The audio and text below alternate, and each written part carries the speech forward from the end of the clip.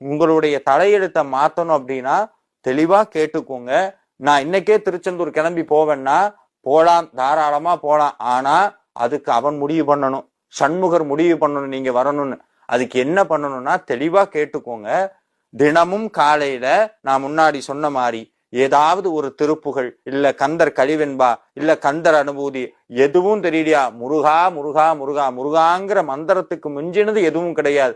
64 கோடி தீர்த்தமும் முருகங்கிற நாமத்துக்குள்ள அடங்கி இருக்கிறது. அவ்வளவு பெருமை வாய்ந்தது.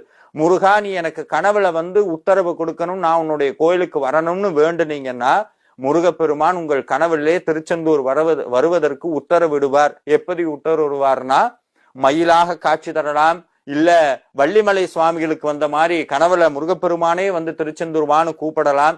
இந்த மாதிரி ஏதாவது ஒரு சமிக்ஞை மூலமாக உங்களுக்கு திருச்செந்தூர் வருவதற்கு உத்தரவு வர வேண்டும்.